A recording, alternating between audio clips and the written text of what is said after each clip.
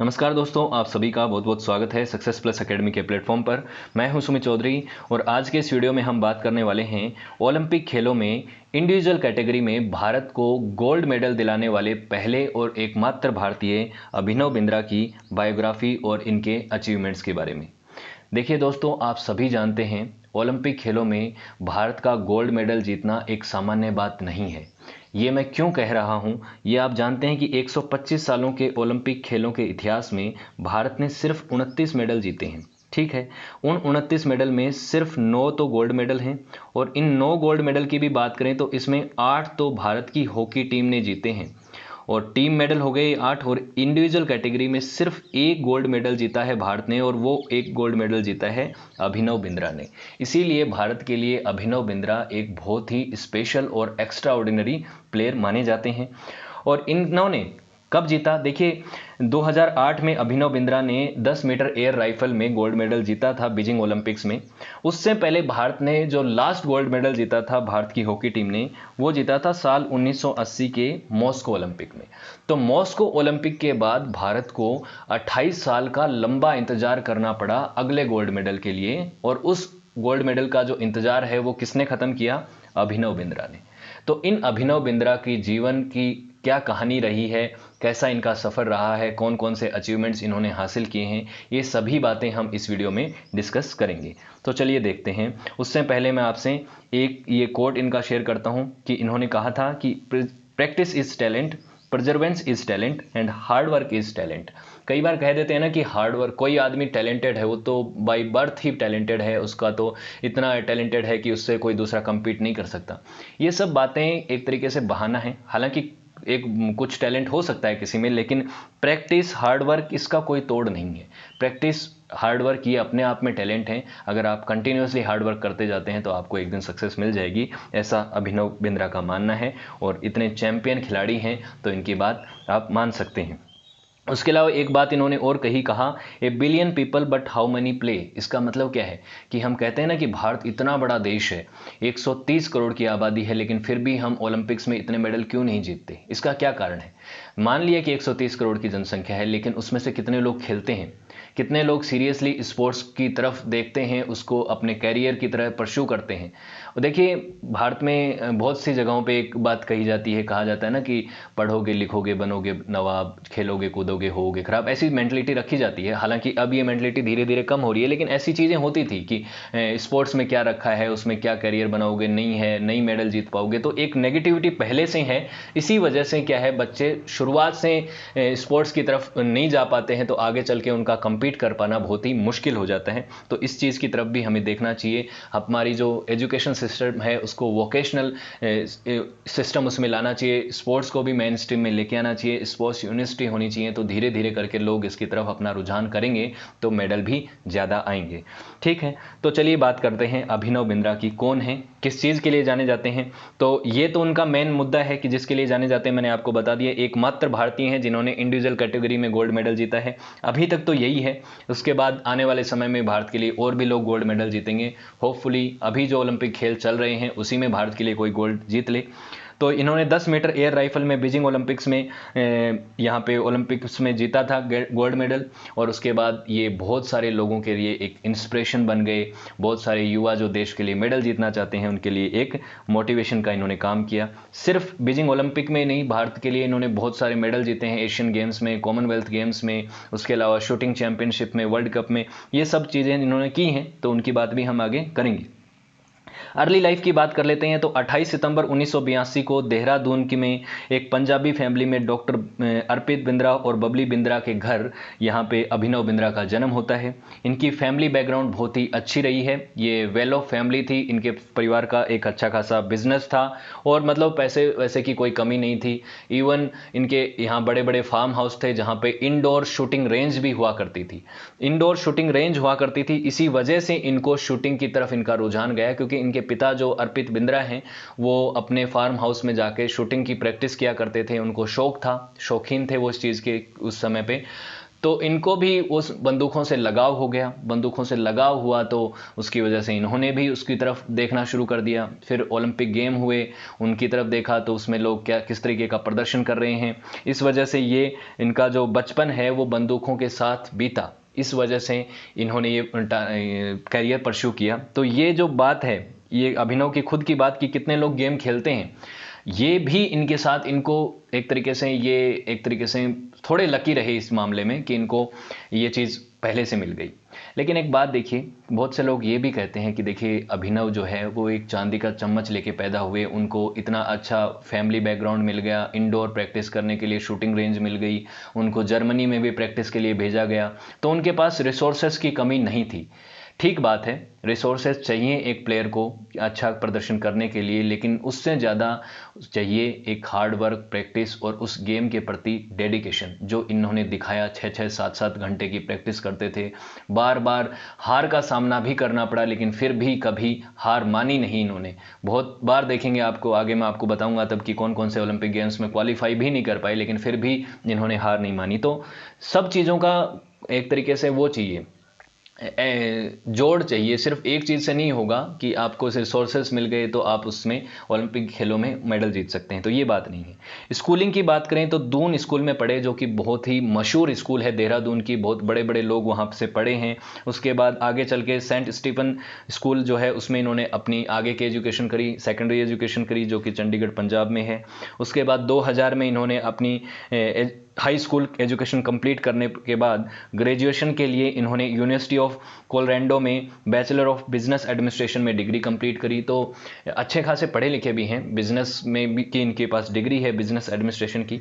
और after graduation मतलब after retirement ये इस करियर की तरफ भी, बिजनेस एडमिनिस्ट्रेशन वाला जो करियर है इसमें भी अच्छा कर रहे हैं। तो ये भी इनकी लाइफ का अच्छा रहा है। बहुत सारे स्पोर्ट्स पर्सनस को आप देखते हैं कि उनकी एजुकेशन जो है, बेसिक एजुकेशन, वो उतनी अच्छी नहीं हो पाती है क्योंकि वो स्पोर्ट्स की तरफ ही उनका पूरा फोकस रहता है, लेकिन इनकी एजुकेशन भी बहुत अच्छी रही है। ठीक है।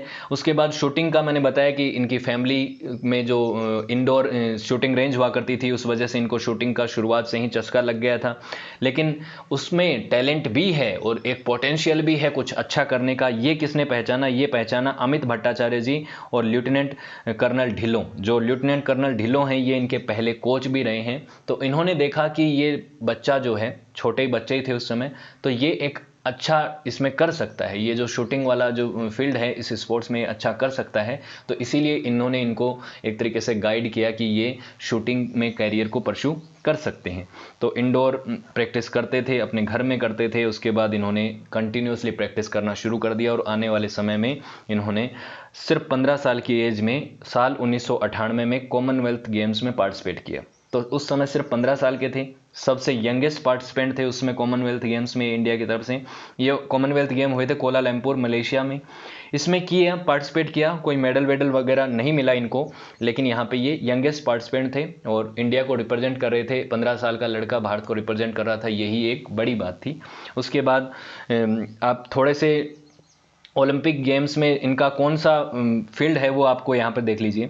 ओलंपिक गेम्स में अगर शूटिंग की बात करें तो ये 6 बंदूकें इस्तेमाल की जाती है। इसमें 3 पिस्टल हैं, एयर पिस्टल है, एयर रैपिड फायर पिस्टल है, ये 25 मीटर की रेंज होती है, 10 मीटर की रेंज में इस्तेमाल किया जाता है।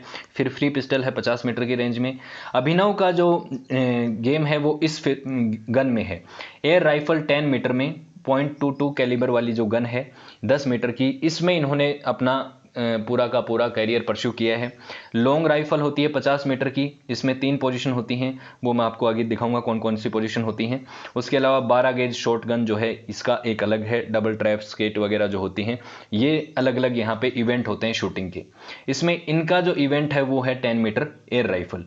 तो ये 10 मीटर एयर राइफल में इन्होंने करियर परस्यू किया। उसके अलावा मैं 3 पोजीशन बता रहा था ना 50 मीटर राइफल की, उसमें एक प्रोन है जिसमें लेट के फायर करना होता है, एक नील की पोजीशन होती है जिसमें बैठ के घुटना टिका के, और एक स्टैंडिंग पोजीशन होती है। तो इस तरीके से, और शॉटगन में ट्रैप और स्किट, ये आप शॉटगन देखते हैं, इस तरीके से इसमें हैंडल किया जाता है। ठीक है, तो इस तरीके के इवेंट है। इसमें एयर राइफल 10 मीटर में इन्होंने अपना करियर परस्यू किया। और आगे चल के देखिए, ये यहाँ पे अभिनव की फोटो है ही, यहाँ पे इसका स्टैंड मिला होता है और ये गन है जिसमें 10 मीटर पे बहुत ही अच्छा निशाना यहाँ पे लगाना होता है। बहुत ही छोटा सा टारगेट आपको हिट करना होता है, तब जाके मेडल मिल पाता है। अब बात आती है सिडनी ओलंपिक 2000 की। 2000 के जो सिडनी ओलंपिक हुए उसमें इन्होंने पार्टिसिपेट किया, 17 साल के थे, लेकिन यहाँ पे क्वालिफाइंग नहीं कर पाए, क्वालिफाई राउंड्स में ही ये बाहर हो गए। तो ये यहाँ पे इनको डिसअपॉइंटमेंट मिला, लेकिन हार इन्होंने नहीं मानी। अगले साल म्यूनिच वर्ल्ड कप हुआ 2001 में, यहाँ पे इन्होंने फिर से एक तरीके से उठ खड़े हुए। एक तरीके से यहाँ पे एक तरह से मनोबल तो टूट ही गया था, तो फिर उठ खड़े हुए और यहाँ पे इन्होंने इस वर्ल्ड कप में क्या क्या जीता। एक तो ब्रॉन्ज मेडल जीता, किसमें, 2001 के म्यूनिच वर्ल्ड कप में। उसके बाद इन्होंने आगे चल के इंटरनेशनल इवेंट्स में, अलग अलग इवेंट्स में 2001 में ही 6 गोल्ड मेडल जीत लिए थे अलग अलग जगहों पे, और न्यू जूनियर वर्ल्ड रिकॉर्ड बना दिया था इसी म्यूनिच वर्ल्ड कप में। 597 अंक इनको मिले थे 600 पॉइंट में से, 600 पॉइंट में से 597 पॉइंट इनको मिले। इसके बाद इनकी जर्नी जो है सक्सेस की वो शुरू होती है, और उसके बाद इन्होंने कभी पीछे मुड़ के नहीं देखा। हालांकि बाद में भी कुछ अप्स एंड डाउन्स आते रहे लाइफ में, लेकिन यहाँ से एक रियल जर्नी इनकी शुरू हो जाती है एज ए इंटरनेशनल प्लेयर। ठीक है, तो ये जूनियर टीम की तरफ से तब खेले थे, तब की इनकी फ़ोटो हैं। उसके बाद कॉमनवेल्थ गेम 2002 हुए। कहाँ पे हुए? मैनचेस्टर में हुए थे ये गेम्स। इसमें इन्होंने 10 मीटर एयर राइफल में ही, पेयर में तो इनको मिला गोल्ड मेडल और सिंगल्स में इनको मिला सिल्वर मेडल। तो गोल्ड मिल गया यहाँ पे, कॉमनवेल्थ में बड़ा इवेंट था, और सिल्वर भी मिल गया एयर जो सिंगल है उसमें। उसके बाद एथेंस ओलंपिक्स हुए। एथेंस ओलंपिक्स में फिर से इनकी जो परफॉर्मेंस है वो अच्छी नहीं रही। शुरुआती दोनों ओलंपिक्स में इनकी परफॉर्मेंस खराब रही। देखिए 2004 में जो एथेंस ओलंपिक्स हुए उसमें जो फाइनल्स थे उसमें 8 जने खेलते हैं फाइनल्स में, उसमें 8 रहे, नंबर 8 पे रहे, मतलब अंतिम नंबर पे रहे। और यहाँ पे फिर इन्होंने डिसअपॉइंटमेंट रहा इनके लिए कि ओलंपिक में फिर अच्छा नहीं कर पाए। लेकिन फिर देखिए आगे चल के 2006 में इन्होंने फिर से कमबैक किया, और यहाँ पे ISSF वर्ल्ड शूटिंग चैंपियनशिप में यहाँ पे इन्होंने गोल्ड मेडल जीता, जो कि क्रोएशिया में हुए थे ये चैंपियनशिप। उसके बाद आगे चल के मेलबर्न कॉमनवेल्थ गेम हुए, यहाँ पे इनको गोल्ड मेडल तो मिला यहाँ पे पेयर्स में, और ब्रॉन्ज मेडल मिला सिंगल्स में। तो कंटिन्यूसली कॉमनवेल्थ गेम में इनको मेडल मिलते जा रहे थे, और अभी तक 2006 तक जो समय था, इस तक जो 2 ओलंपिक गेम हुए उनमें इनको अच्छा प्रदर्शन करने का नहीं हो पाया, इनसे अच्छा प्रदर्शन नहीं हो पाया। अब इनके लिए टाइम आता है, इनका जो करियर हाई जो टाइम है वो था बीजिंग ओलंपिक 2008। 2008 के बीजिंग ओलंपिक ने भारत का जो 28 साल लंबा एक सूखा पड़ा हुआ था गोल्ड मेडल के लिए, वो सूखा इन्होंने ख़त्म किया, और यहाँ पे इन्होंने गोल्ड मेडल जीता। किसमें?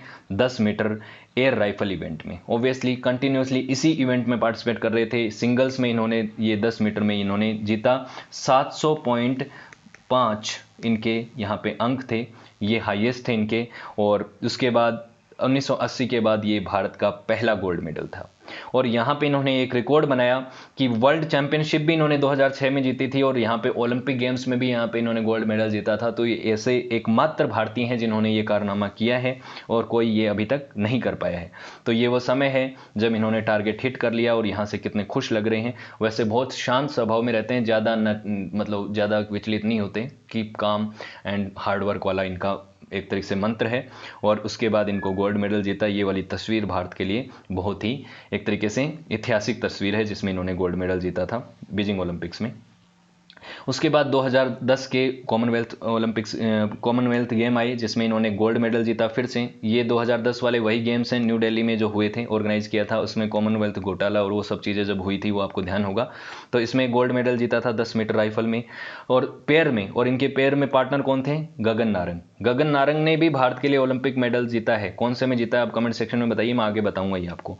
और सिल्वर मेडल इन्होंने जीता, सिंगल इवेंट में जीता। तो पार्टनरशिप में तो गोल्ड और सिल्वर मेडल जीता सिंगल में। तो कॉमनवेल्थ गेम में तो लगातार 3 कॉमनवेल्थ गेम में इनको गोल्ड सिल्वर इनको मिलता ही जा रहा था। और बीजिंग ओलंपिक्स में इन्होंने भारत के लिए गोल्ड भी जीत लिया था। उसके बाद गोल्ड मेडल इन्होंने एशियन शूटिंग चैंपियनशिप जो कतर में हुई थी दोहा में, उसमें फिर गोल्ड जीता। तो काफ़ी सारे मेडल यहाँ तक ये जीत चुके थे। लेकिन उसके बाद इनके टाइम आया थोड़ा सा, फिर डाउनफॉल आया, डिप्रेशन का शिकार हो गई। और ये अभिनव खुद कहते हैं कि इनकी लाइफ का जो सबसे हार्डेस्ट टाइम था वो था सक्सेस से डील करना। इन्होंने बहुत सारे अप्स एंड डाउन देखे।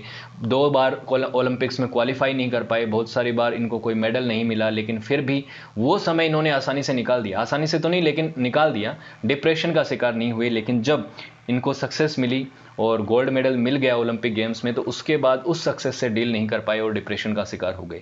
तो अगले कुछ समय बाद जब इनको अगले ओलंपिक में जब ये क्वालिफाई नहीं कर पाए लंदन ओलंपिक्स में 2012 में, तो बहुत सारे लोग ऐसे कहने लग गए कि अभिनव तो हवा में आ गए हैं और उनको वो अब अच्छा नहीं खेल रहे हैं, जानबूझ के अच्छा प्रदर्शन नहीं कर पा रहे हैं। लेकिन एक्चुअल में उस समय वो डिप्रेशन का शिकार थे और वो कोशिश कर रहे थे कि इस डिप्रेशन से निकल लें, लेकिन इतना आसान नहीं होता। और यहाँ पे उनका जो समय है वो ख़राब निकला और लंदन ओलंपिक जो हुए थे 2012 के, उसमें वो क्वालिफाई नहीं कर पाए। लेकिन उस समय गगन नारंग जो इनके साथी रहे हैं, उन्होंने ब्रॉन्ज मेडल जीत लिया था 2012 के लंदन ओलंपिक्स में। उसके बाद थोड़ा इनका फिर इन्होंने कम बैक किया। 2014 के ही कॉमनवेल्थ गेम्स में इनको यहाँ पे गोल्ड मेडल मिलता है 10 मीटर एयर राइफल में। फिर से कॉमनवेल्थ गेम्स में इनका जो प्रदर्शन है वो कंटिन्यूसली अच्छा रहा है। चौथा कॉमनवेल्थ गेम था इनकी लाइफ का ये, और फिर इन्होंने अच्छा प्रदर्शन किया। ठीक, फिर फाइनली लास्ट इवेंट था इनकी लाइफ का रियो ओलंपिक 2016, जो इस ओलंपिक गेम्स से पहले वाला ओलंपिक गेम्स था जो ब्राज़ील में हुआ था। उसमें इन्होंने पार्टिसिपेट किया, लेकिन ये उसमें मेडल नहीं जीत पाए, 4th स्थान पे रहे ये। और उसके बाद इन्होंने अपना रिटायरमेंट अनाउंस कर दिया, और ये रियो ओलंपिक्स की बात है। उसके बाद ये रिटायर हो गए। रिटायरमेंट के बाद और पहले के जो भी अवार्ड इनको मिले उनकी बात कर लेते हैं। 2000 के अंदर इनको अर्जुन अवार्ड मिला। 2001 में इनको राजीव गांधी खेल रत्न अवार्ड मिला, जो इंडिया के इस स्पोर्ट्स कम्युनिटी में हाईएस्ट स्पोर्ट्स अवार्ड है। ठीक है, 2009 में पद्म भूषण मिला, जो कि इनको गोल्ड मेडल जीतने के बाद पद्म भूषण मिला, जो भारत का तीसरा सबसे बड़ा अवार्ड है। पहला भारत रत्न है, फिर पद्म, तीसरे नंबर पे पद्म भूषण आता है, बीच में पद्म विभूषण आ जाता है। उसके बाद आता है 2011 में इनको भारतीय आर्मी ने ऑनररी लेफ्टिनेंट कर्नल का इनको एक तरीके से पद दिया, लेफ्टिनेंट कर्नल जिसको हम बोलते हैं यहाँ पे। 2018 में इनको जो इंटरनेशनल शूटिंग स्पोर्ट्स फेडरेशन है, इन्होंने ब्लू क्रॉस का ऑनर से इनको नवाजा, जो कि हाईएस्ट शूटिंग ऑनर है इंटरनेशनल कम्युनिटी के द्वारा। तो ये इनको काफ़ी सारे अवार्ड में मिले हैं। रिटायरमेंट के बाद इन्होंने आगे चल के क्या किया, अपने बिजनेस कैरियर को फिर से परस्यू किया, क्योंकि बिजनेस में इन्होंने डिग्री करी थी, मैंने आपको बताया था। ठीक है, कोलोराडोज हैं, यूएस से इन्होंने डिग्री करी थी। तो बिंद्रा आज के समय भी सीईओ हैं अभिनव फ्यूचरिस्ट प्राइवेट लिमिटेड के, AFPL के, एक ऐसा ऑर्गेनाइजेशन जो कि साइंस और टेक्नोलॉजी को स्पोर्ट्स में लेके आता है। स्पोर्ट्स में जो प्लेयर हैं उनकी लाइफ को कैसे बेहतर बनाया जाए, ताकि उनको अच्छे रिसोर्सेज मिल सकें प्रदर्शन करने के लिए। तो इस स्पोर्ट्स सेक्टर में ही अपने बिजनेस को इन्होंने आगे चल के परस्यू किया, और ऐसे फाउंडेशन बनाया, अभिनव बिंद्रा फाउंडेशन बनाया, जो कि एक पूरी तरह से NGO है, जो उन एथलीट्स को सपोर्ट करता है जिनकी फाइनेंशियल कंडीशन इतनी अच्छी नहीं है। तो उनको फ्री में यहाँ पे ट्रेनिंग भी दी जाती है। बहुत सारे प्लेयर्स यहाँ से निकलते भी हैं और वो अपने करियर को आगे चल के स्पोर्ट्स में परस्यू कर पाते हैं। साथ ही साथ आगे चल के इन्होंने एक किताब भी लिखी थी जिसका नाम है ए शॉट एट हिस्ट्री। ये किताब है इनकी ऑटोबायोग्राफी है, my obsessive journey to Olympic gold. ये इनकी ऑटोबायोग्राफी है जो इन्होंने मिल के लिखी है स्पोर्ट्स राइटर रोहित ब्रिजनाथ के साथ। अक्टूबर 2011 में ये किताब लिखी थी, जिसको अजय माखन जो उस समय के मिनिस्टर हुआ करते थे, यूनियन स्पोर्ट्स मिनिस्टर हुआ करते थे, उन्होंने इसको लॉन्च किया था। ठीक है, दिल्ली में ही। और फिर पोस्ट रिटायरमेंट के बाद आज भी अभिनव बिंद्रा जो हैं वो स्पोर्ट्स क्लब जो हैं अलग अलग भारत की अलग अलग जो बड़ी बड़ी स्कीम्स हैं उनके डेवलपमेंट के लिए, एथलीट डेवलपमेंट के लिए उनके साथ काम कर रहे हैं। साथ ही साथ इंटरनेशनल कम्युनिटी के साथ IOC जो इंटरनेशनल ओलंपिक कम्युनिटी है उसके साथ काम कर रहे हैं, ताकि जो एथलीट्स हैं जिस मेंटल हेल्थ से वो गुजर रहे होते हैं, फाइनेंशियल इनस्टेबिलिटी से वो गुजर रहे होते हैं, उसमें ये उनकी मदद करते हैं, ताकि जो इंटरनेशनल कम्युनिटी में एथलीट्स हैं वो बेहतर प्रदर्शन कर पाएं। तो पोस्ट रिटायरमेंट भी ये अच्छा वेलफेयर के लिए, प्लेयर्स के लिए काम कर रहे हैं, ताकि भारत के लिए और लोग भी गोल्ड मेडल जीतें। ठीक है, तो ये था अभिनव बिंद्रा का जीवन और उनकी जीवनी, और भारत के लिए इन्होंने गोल्ड मेडल जीता। तो इनकी जीवनी को आप सभी को पढ़ना चाहिए, उनकी किताब जो है उसको भी पढ़िए। अगर आप भारत को किसी भी तरीके का मेडल दिलाना चाहते हैं तो इनसे आप इंस्पिरेशन ले सकते हैं। So thank you so much for watching this video. Have a good day, see you next class.